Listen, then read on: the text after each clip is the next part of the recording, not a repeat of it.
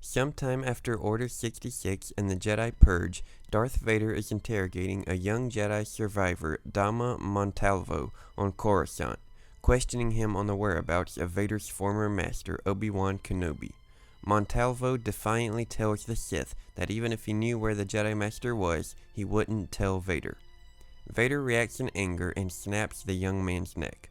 It's then that Emperor Palpatine enters and stands in his new apprentice's presence. "Dead, the boy can tell you nothing," he says, if indeed he had anything worth saying. Palpatine tells Vader not to obsess over the Jedi, that the few who remain are scattered throughout the galaxy, and that the likes of great Jedi such as Mace Windu and even Master Yoda had not been able to defeat him. "This is not about the Jedi. This is about your former master, Obi-Wan Kenobi. You want revenge upon him for the pain he has caused you. That is natural. He left you for dead. Had I not foreseen it, you would have died. Do not concern yourself with him or any other Jedi. They are nothing."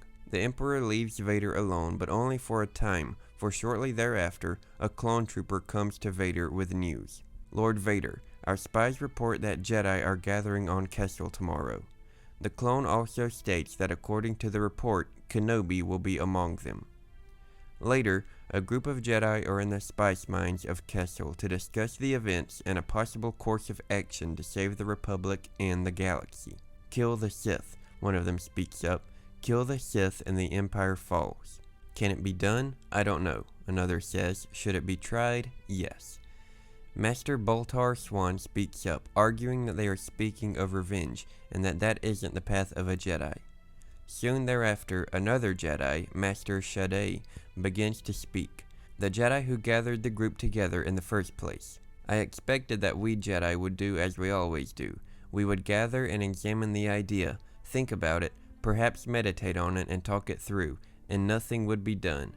Or if done, then done too late. Which is why I made my final invitation."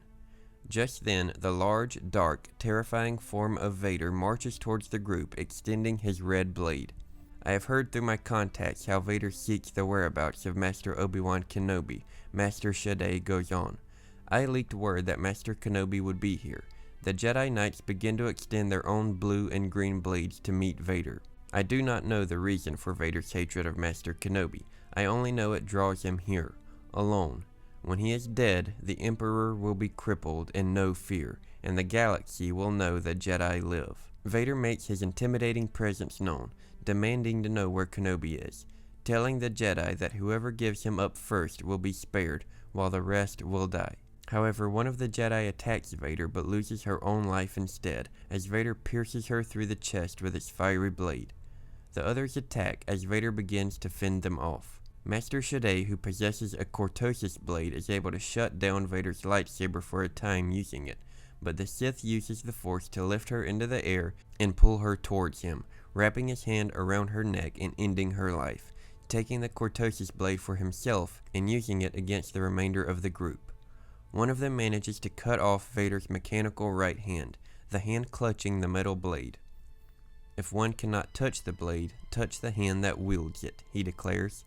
The remaining Jedi put up a valiant effort, and as one lunges towards Vader with his blade, Vader uses the Force to lift the cortosis blade into the air, his severed hand still gripping it, and forces it into the chest of the coming Jedi. He pulls one of their lightsabers to him as his fury begins to grow. The Jedi, becoming desperate, attempts to bring down parts of the mine down on the Sith. For a brief moment, Vader is down, but certainly not out.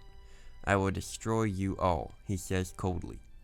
At that moment, a group of 501st clones arrive to the Kessel mines and rains blaster fire down on the few remaining Jedi. "Execute the enemies of the Empire," they declare, and they do just that. Moments later, the group of Jedi are no more, and the list of Order 66 survivors continues to shrink.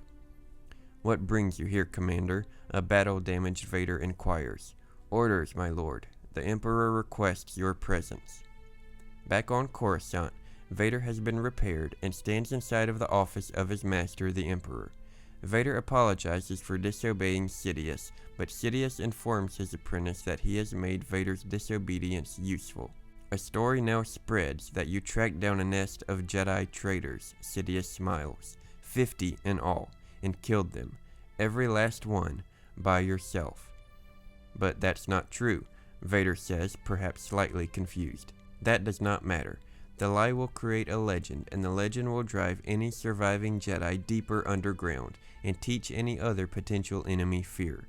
You still have much to learn, my apprentice. Hate is a great ally, but you have allowed your own hate to be used against you. This fixation on Kenobi, that is part of you that is still Skywalker.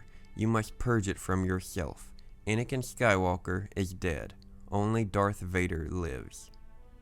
It will be as you command, my master. This story comes from a one-shot Legends comic titled Purge, which is set relatively soon after Revenge of the Sith and the events of Order 66. As always, I hope you enjoyed the video. I appreciate you watching, and I will see you in the next one. May the Force be with you.